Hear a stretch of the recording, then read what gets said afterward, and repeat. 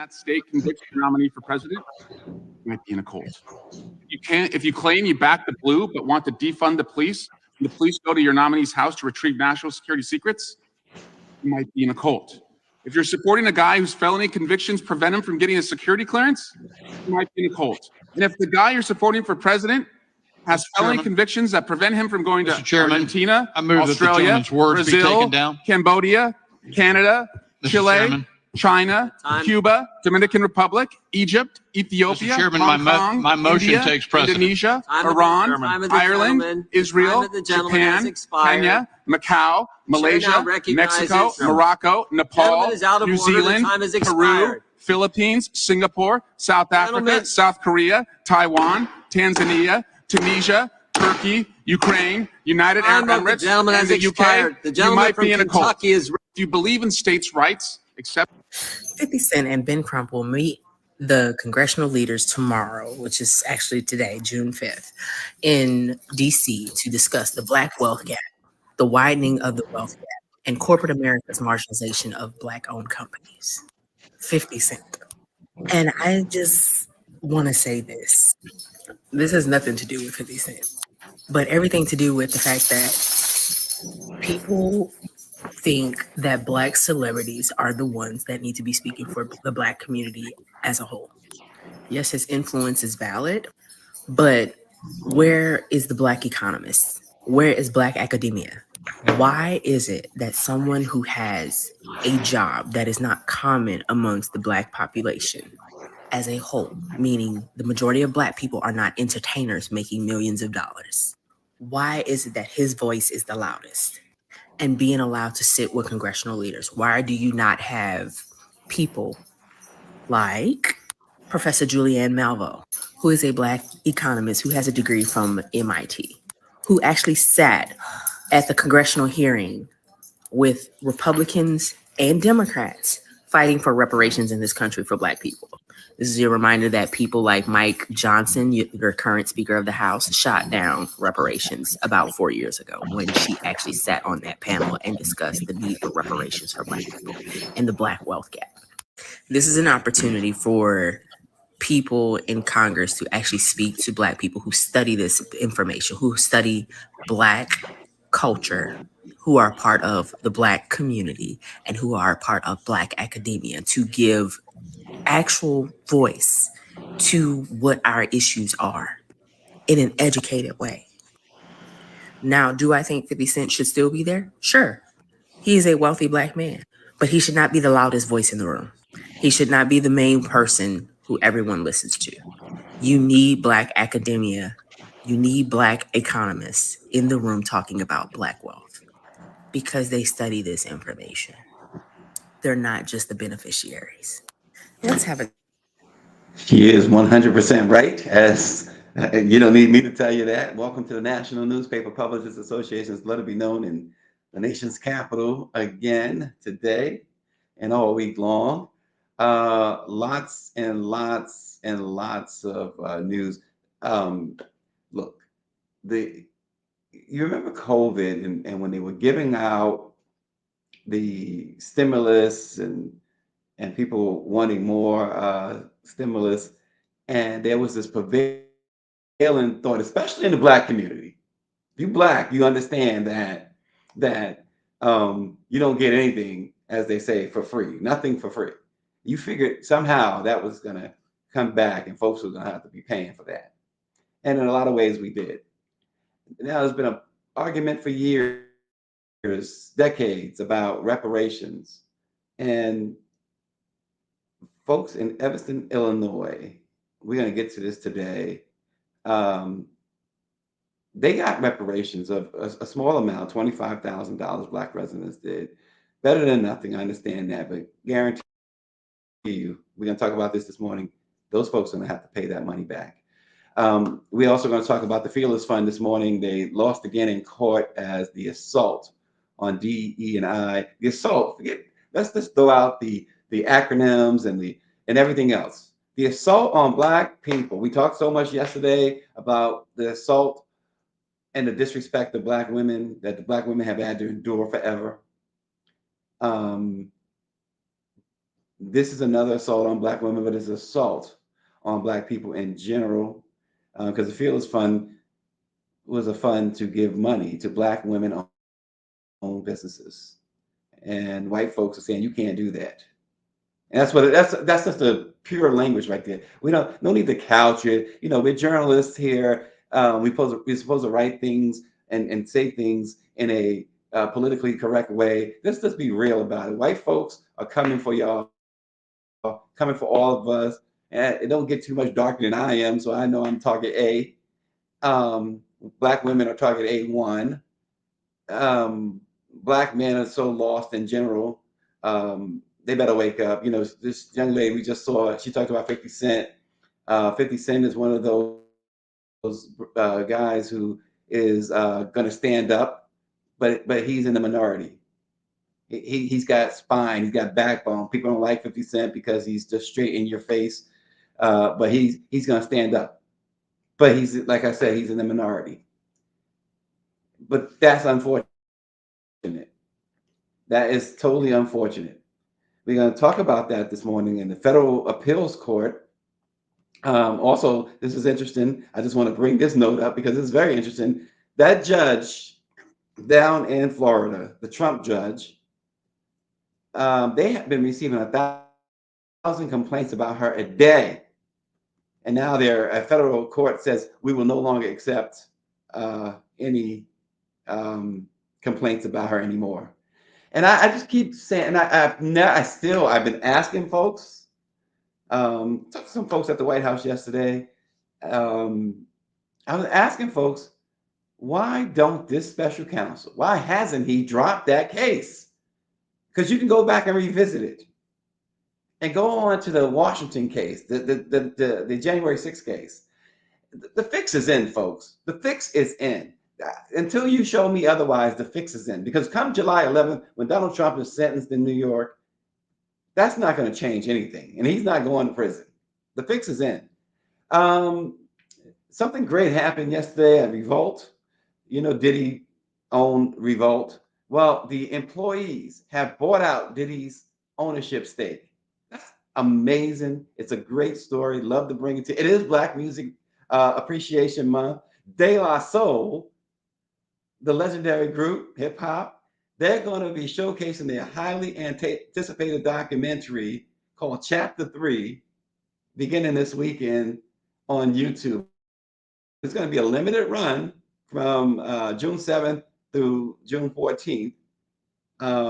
It's going to be on the band's Facebook, Twitter, and official website. We're going to talk about that this morning. And Flavor Flav is doing Flavor Flav things. Flavor Flav got the news like everybody else that Red Lobster, Red Lobster's like long been considered like the Black 5-star restaurant for some reason or another. The biscuits are great. We know the biscuits are great. But Flavor Flav is in talks to do something spectacular. We're going to talk about that this morning. And speaking of Black Music Month, I wanted to throw this in. So in order to be, a lot of times, and it's unfortunate, but it's true, in order to be successful, in order to be like at the top of your game in this crazy world we live in, you also have to be cutthroat. You have to be evil in a lot of ways. You got to be mean. You got to be, in some ways, unlikable. And I say all that to say this, and it's a very personal feeling about this great culture writer named Touré. Because there's a lot of things about Touré I don't like, as far as the interactions I've had with him. I won't even go too far into that because that's just my personal feelings. But I do say this about the man: there's no better cultural journalist than Touré. He has his finger on every pulse there could be. He is. If you want to know anything about music in particular, Touré can school you. And I mentioned Touré because he wrote a piece in his Black Music Appreciation Month. I'm sure he's going to write more. But we about a week ago we talked about the best albums ever, according to Apple, at least in the last 65 years. And one of the things I said In passing, though, I didn't harp on this. I was harping more, as people would expect, more on Prince, and debating whether Sign of the Times, which I believe is the best Prince album ever and one of the best, if not the best album in the history of music, Sign of the Times. But Purple Rain was getting all the love, and Purple Rain was like the fourth best album according to Apple. Of course, my girl Lauryn Hill, who I used to have this like amazing crush on Lauryn Hill until, of course, she became and not dependable on her shows. But she was number one, Miseducation, an album that I played like 5,000 times when it came out. I played that album more than I played Thriller. I played that album more than I played Purple Rain. Miseducation was it was like my anthem, that whole album. But Teray talked about something that, like I said in passing. I said in passing that Off the Wall and Michael Jackson's family had always said, and they've said it to me, and various family members, I should say, and discussion when we talked about music, they always said Off the Wall. Michael Jackson himself always said Off the Wall was his greatest work. And I always thought it was Thriller, and but I always knew that there, you know, I like music a lot, and I always felt like there were some things about Thriller, not bad, not bad things, but things about it that did not qualify it as his best work. But here's what Teray said. He says, here's the thing. An album in its highest form is supposed to be a singular thing. Now listen carefully, because I read this thoroughly, what Teray wrote. And like I said, you can't talk, unless you're talking to Stevie Wonder, which I happen to have been able to do a number of times. You're not going to get somebody more in tune and more better to talk about music than Teray. And he says the songs should all work together to build one statement. Talking about an album. There should be a sense of sonic and or lyrical cohesion that suggests that all of these songs were put together to reflect an idea. He mentions Prince's Purple Rain, Marvin Gaye's What's Going On, Beyonce's Renaissance, and of course, the Miseducation of Lauryn Hill, as all albums that have that sort of cohesion. He says the songs congeal to create a singular argument about how music should sound and to explain what the artist is thinking about at that moment in their lives. It says, I believe that a cohesive album is more difficult to create and more powerful to consume than a not so cohesive album. It brings you into a specific world and opens up a concrete conversation about who the artist is right now. So Teray argues, and I totally agree, that nowadays, today, you're hard pressed to find artists who make albums that are cohesive, are hard because, he says, and I agree, they require vision and the desire to say something. Many artists today make music by telling various producers that they need beats. Then a number of producers, plethora, as he says, of producers will send beats and the artist will rhyme or sing over them. That generally does not lead to a cohesive album. The seed of each song comes from a vastly different place. So let's get to the point. Off the Wall is an extremely cohesive album.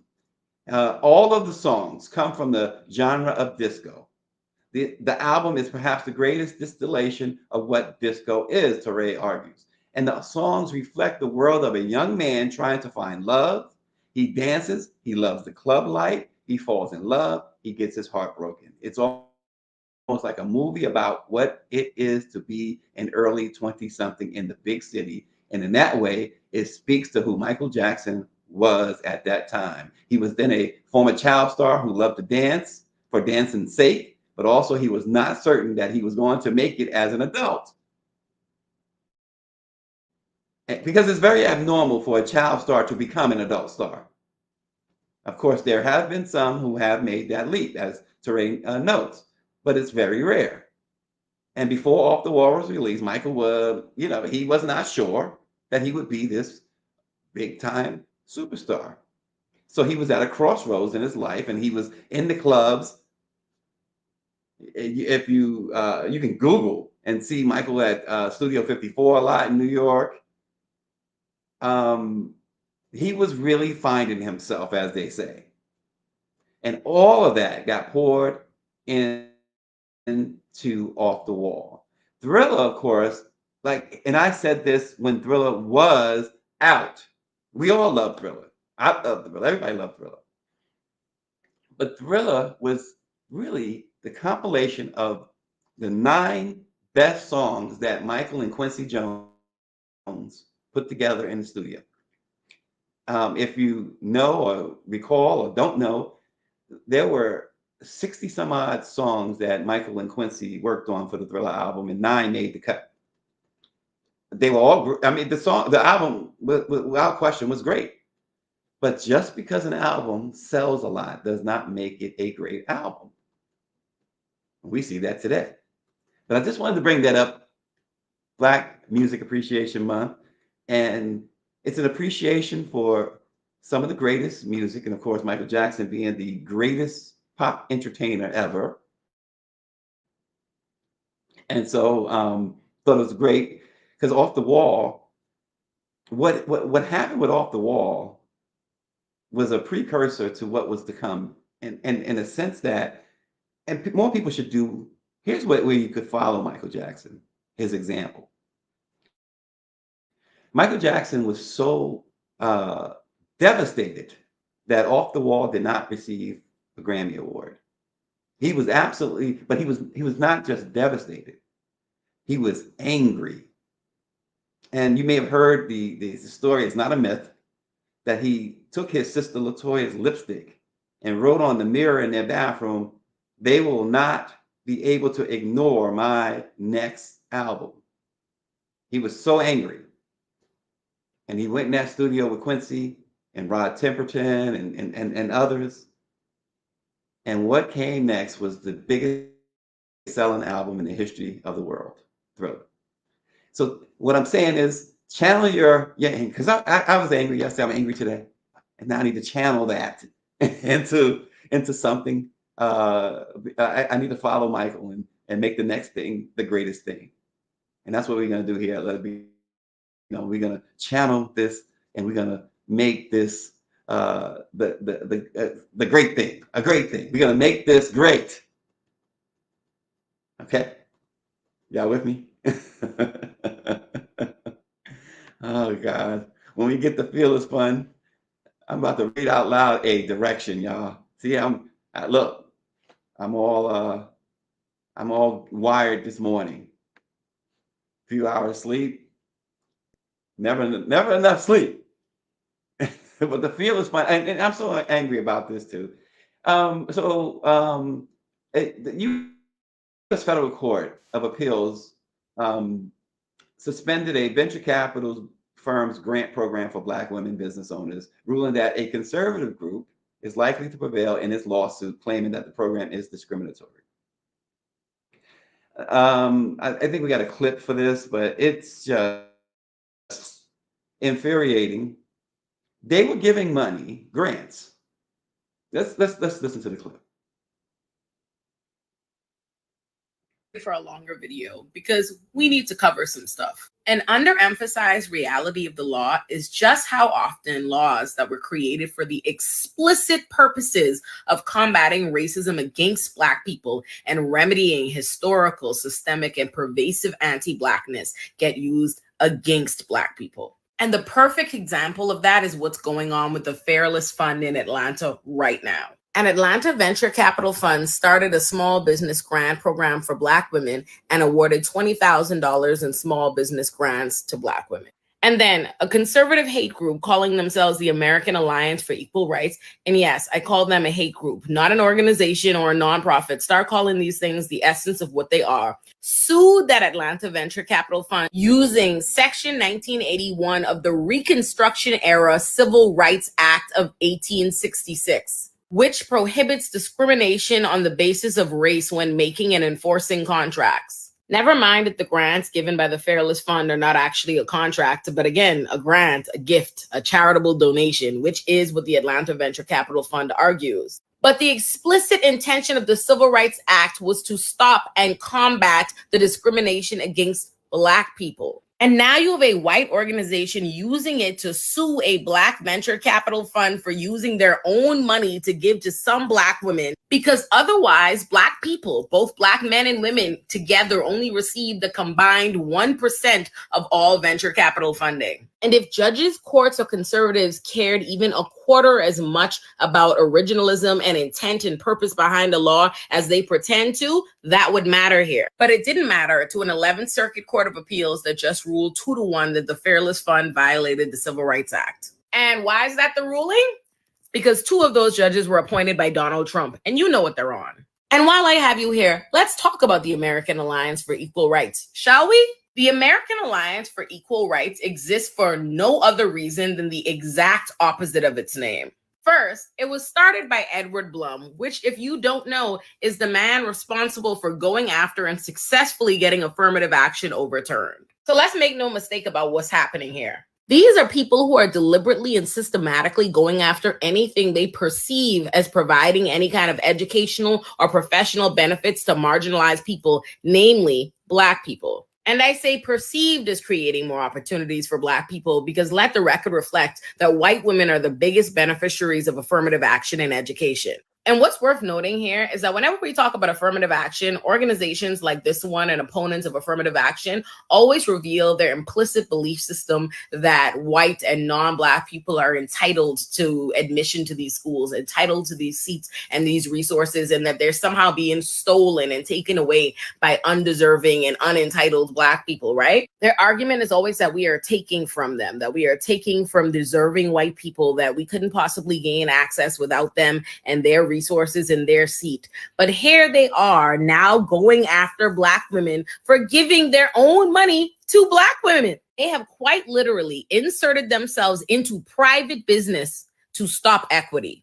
I say equity because equity and equality are different. Equality is providing everybody with the same thing. Equity is recognizing that everybody did not start from the same place. So in order to put us at the same equal footing, to make us whole, some people who have been given less need to now be given more. Not that what's happening here would even count as equity. Not that even what affirmative action is would count as equity. Because again, both these systems exist because they recognize that Black people are not being given at all, that other people are not being given. This means by no means that everybody has even been provided with an equal footing and some people need more. We have not even given equal. We are so far from equity and equality. This is people saying, hey, 1% of venture capital funding is going to Black people. 1%. And we are giving all of $20,000. This is not equity. This is not equality. This is Black people getting crumbs and Black people trying to do their best to make sure that other Black people can at least get those crumbs, and white people can't even stand for that. But the American Alliance for Equal Rights is explicitly going after equity, and they know that because they said it. Yep. And as Power 96 points out, they have it, as he refers to it, as a 6-3 conservative U.S. Supreme Court. So you know that as this case rises up to the Supreme Court level, they have virtually no shot. This is another reason why a lot of folks was really getting on the president when he took office, when they had, for a brief time, a majority in the Senate, majority in the House, and of course, having Biden in the White House. There were cries to expand the court because you can't fire a Supreme Court justice. You can't get rid of the crooks on the Supreme Court, and the racists on the Supreme Court. But what you could do is, what you had an opportunity to do was to minimize the damage that they could do by even that joke out a bit. Venture capital funding, Mike V says, for Black startups for 2024 is down 70% since corporations announced their commitments to DE&I and venture capital to Black equity initiatives.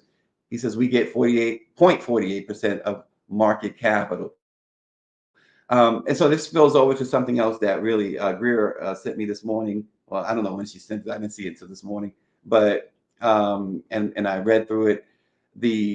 This ruling comes as Evanston, Illinois, a Chicago suburb, which was credited when we bought this story a few times with launching the country's first government-funded reparations programs for Black Americans. It paid out nearly $5 million to 193 of the town's Black residents over the past 2 years. But now, a conservative advocacy group has filed a class action lawsuit to kill the program, arguing that, yes, it discriminates against non-Black residents. And you know what's going to happen? You can book it. They're going to win. And not only are they going to win and stop this reparations program, but I guarantee you that they're going to seek to get that money back from these Black residents. Reparations argument, while remains alive, the reparations is dead in America. And yet everyone else has received reparations. We don't need to go down the whole list. And the U.S. certainly has ensured that the victims of the Holocaust was repaired in so many different ways. Every single government, every single administration, every single Congress, Black, white, all, they have made sure that Jewish individuals were repaired and other victims of other mass crime. But the biggest mass crime in the history of the world, the transatlantic slave trade, which extends down to this day, yes, because of mass incarceration, redlining, y'all know the story, because of what we're talking about now. And now they're saying, see, what they're showing us is better than they could tell us. In that, this is why no matter what Donald Trump does, they want him to occupy Pennsylvania Avenue, the Oval Office. He got the court in his pocket. And he's got people on Congress. How do you have a Marjorie Taylor Greene? How do you have a Lauren Boebert as a U.S. Congressperson? How do you can go down the list. It's not just them two, but they're the most obvious. I mean, you talk about so what you'll have is very, very unintelligent individuals in Congress and a convict in the White House. This is America.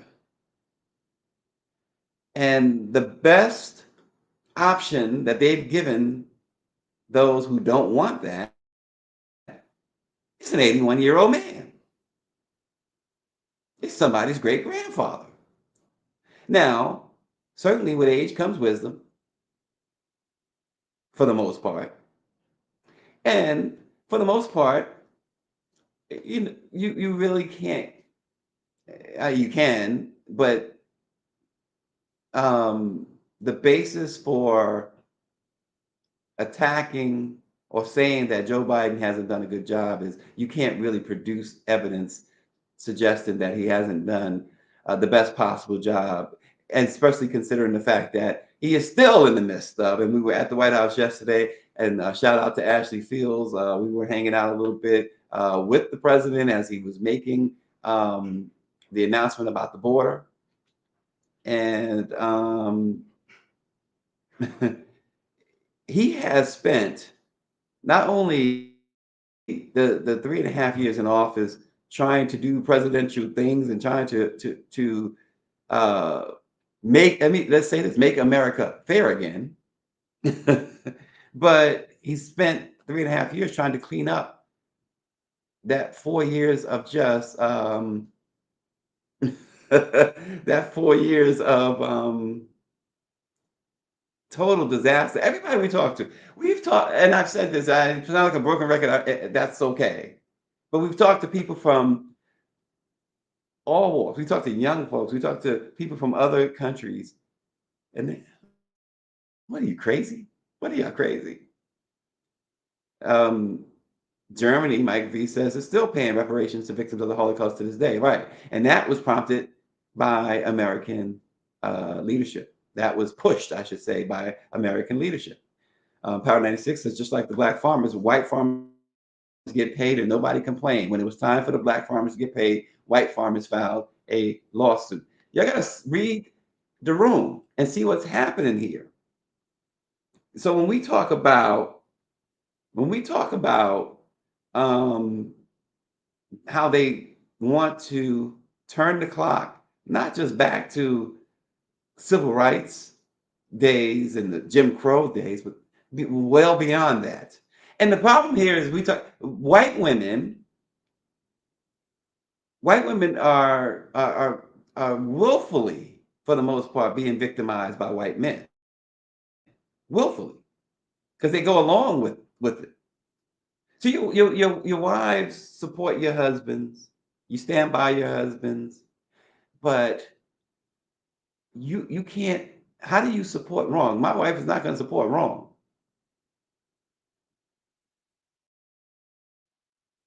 And white women are being told, have been told many times what they can and can't do with their own bodies. And so now it affects black women.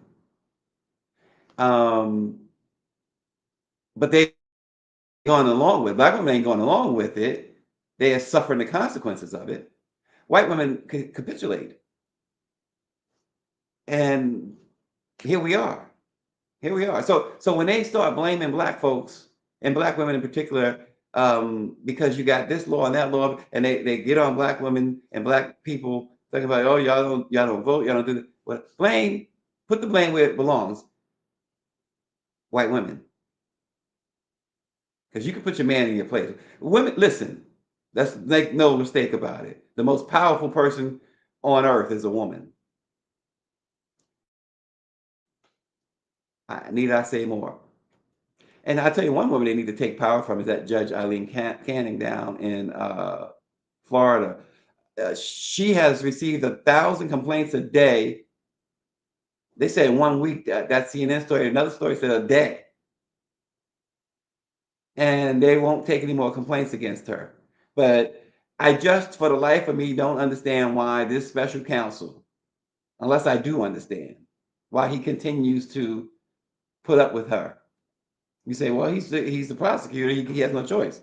Yeah, he has a choice because he has another case that's sitting there with Judge Tanya Chutkin. Because that's what has been taken for Trump. It's been black folks holding him accountable. Tish James in New York, $500 million in penalties for massive business fraud. She held him accountable. New York District Attorney Alvin Bragg, black man, he got the 34 convictions a couple of weeks ago. Let Judge Chutkin get a hold of Donald Trump here in the nation's capital for the January 6 crimes, and just leave her alone. Send her along. I do believe that I've said it 1,000 times, I'll say it one more time, drop the case in Florida. Not to let him off. It's to get to the real, as they say, the nitty gritty in Washington, where that is some serious charges he's facing in DC. It's serious. Her case, Judge Cannon's case, is serious too. It's extremely serious. Selling classified documents to enemies and things like that. But she's the judge. She is sleeping with the enemy. And I say that figuratively with questions as to whether it's literal. But Jack Smith, who you see pictured there to the left, or he's the guy that's not Trump and not Aileen Cannon. And I don't know what his end game with her is. He maybe his ego is getting in the way. But just drop it for now, because you can always go back. It's not double double jeopardy is not attached. You can go back. We'll go get the other convictions. Let District Attorney Fonnie Willis go move ahead and do her thing. But they've messed that up so bad. They got a hearing scheduled for October as to whether she can stay on the case. It's an appeal hearing. So which means that case will not happen this year. That the case against Trump and down in Atlanta is not happening this year, and may not ever happen. Of course, if he wins the presidency, it's not going to happen. So that's where that sits. Moving on, some really good news. Revolt TV employees have acquired Diddy's majority ownership stake in the company, ending his 11-year run as the owner of the network that he launched in 2013. Revolt said its new ownership structure provides employees an equity stake as the company, stake in the company, while it remains Black owned and operated. Good for them. Diddy, as they say, he made his bed, and now he must lie in it. And no one is losing any tears or sleep because he is forced out of Revolt.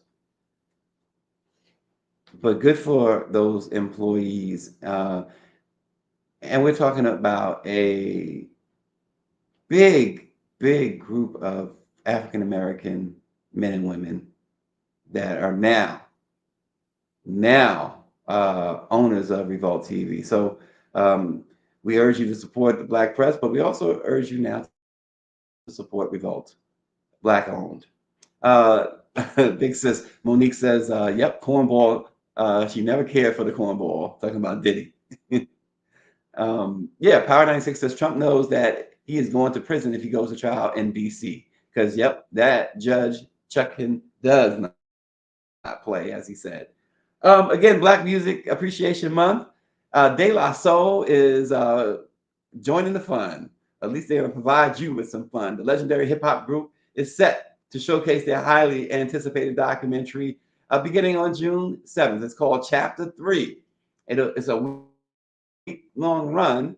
It's going to be on YouTube and the band's Facebook, Twitter, and their official website. Chapter 3 chronicles their studio sessions, and particularly those sessions that led up to the 2023 re-release and remaster of De La Soul's entire catalog, one of the most storied music collections in the history of hip hop. It marks the first time in 3 decades that Paz, Dave, Maceo, and Prince Paul ventured into the same studio together in service of a De La Soul project. Chapter 3 captures the journey of these 4 grown men with a legacy to protect, as well as the memories and moments that helped them build it. The documentary provides an intimate look at the creative process, camaraderie, and passion that has defined De La Soul's enduring legacy.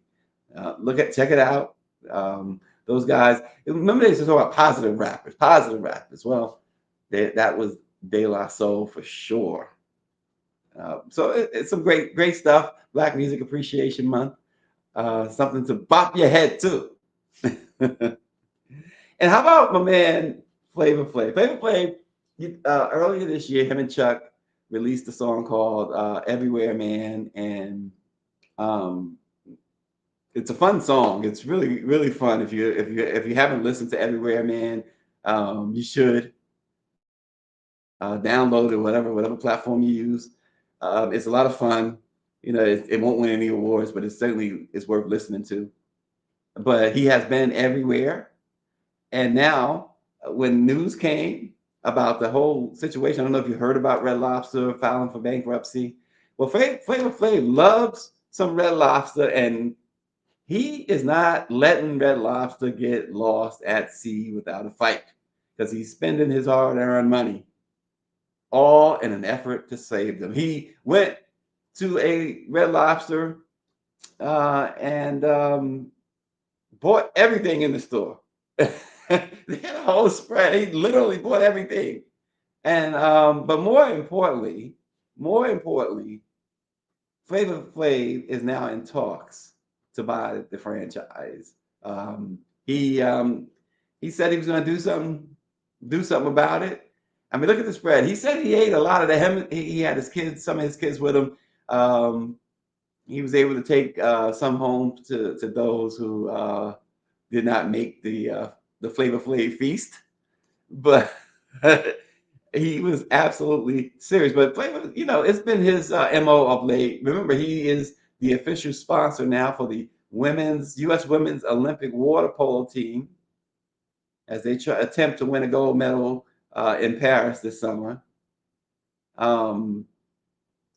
It happened because of the fact that one of the team members had posted online that the difficulties in raising the money to train, raising the money to go to Paris and compete. And Flav said, "I got you.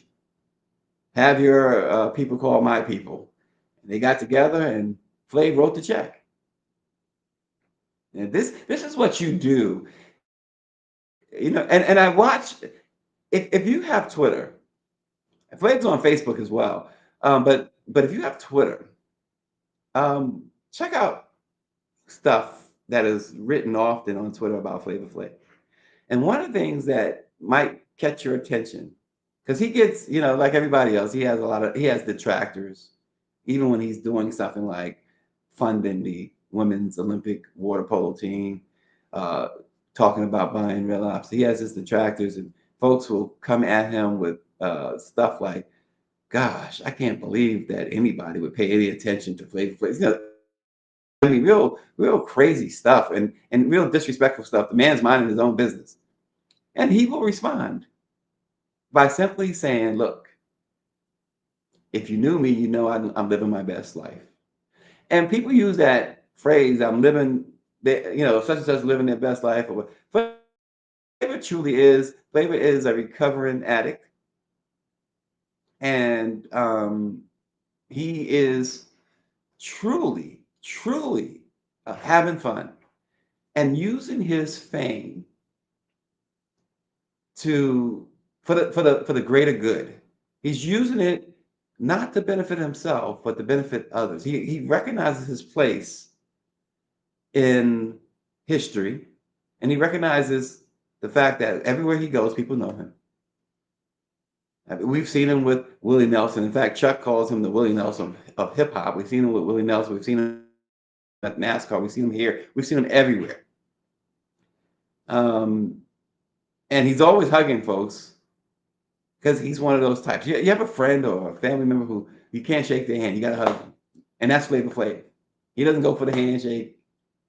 He goes for the hug.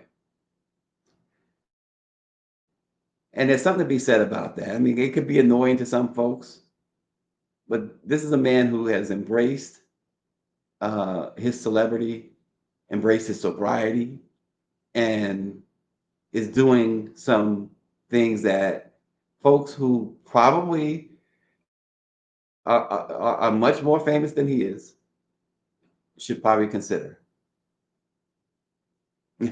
Power 96 down in the deep south, they don't consider Red Lobster real seafood, but he says good luck to Flavor Flav. Yeah, a lot of people say that. I'm not a big Red Lobster fan. It's one of those places that was available to us in the community. We go, you can find a Red Lobster everywhere, especially, in New York. Find a Red Lobster here. And it was like a place you go to have a sit-down dinner. It wasn't many places like that. Some people might think about like Beefsteak Charlie's. One of our favorites as a kid was a place that no longer exists. They used to call it Cookies Steak Pub. That used to be the joint, as they say. But nonetheless, congratulations to Flavor Flav, and hopefully I mean, if he does proceed with this deal with Red Lobster, hey, he's somebody you would want to support because he uses his, like I said, his fame and his money for good. So support Red Lobster. If you like Red Lobster, support it anyway. But if this deal goes through, if he does consummate in this deal with the folks at Red Lobster, yeah, it won't hurt to stop in. You will never be able to complain about the biscuits. That's for sure. You'll never be able to complain about it. You can complain about the lobster, the fish, or whatever, but not the biscuits. So support Flavor Flav, y'all. Follow him on social media. You'll be glad you did, because it's a whole screen looking at some of the stuff he's been doing and listening to him talk about certain topics. Really interesting guy, Flavor Flav. I tell you what else you could do online too is subscribe to the Let It Be Known's YouTube page. Aunt Pam said it's the biscuits for me with 3 exclamation points. But share your thoughts with us and get back and listen. Let me know what y'all think about Touré saying, and I agree, that Off the Wall is the better album than Thriller. Later this month, and we're going to talk more about this in just a couple of weeks. We are certainly not going to miss the 15th anniversary of the unfortunate death of the King of Pop. It's coming up. It's been 15 years. So we're going to talk about that in depth in a couple of weeks about Michael Jackson 15 years ago, which means that Michael Jackson would be 65 years old. Can you imagine Michael Jackson, 65 years old? I'm sure, certainly his family wishes that they could see him at 65 years old. We all wish we could see Michael Jackson at 65 years old. Yes, Dr. Nicole, time does fly. 15 years. And I'll go more into that, how his death and on a personal note turned my life upside down for almost an entire year. I mean, it felt like longer than that, but my wife will tell you all about that herself. How we were just, it was just chaos. And we're not family members of the Jacksons, and they'll happily tell you that. You're not family. But it turned our lives upside down. I'll tell you all about that. And that'll come up later this month. Don't Let It Be Known. We'll talk about that and why his death. And I just remember, I'll share this anecdote. I remember a few weeks after he died, my wife said to me, she says, no one has, with all this going on, and then, I mean, so much was going on. No one's asked you how you feel. No one's asked you, are you okay? And I thought, wow. See, that's what a Black woman does. Not that white women wouldn't do it for their husbands. I just love my Black women. I do. But thanks so much for continuing to join Let It Be Known. And we are going to see you tomorrow. Greer and I got a date at the White House today. So we're going to be hanging out over there this afternoon doing what we do. And we will bring you some more stuff and perhaps some anecdotes from our Wednesday trip to Pennsylvania Avenue. We'll see you tomorrow.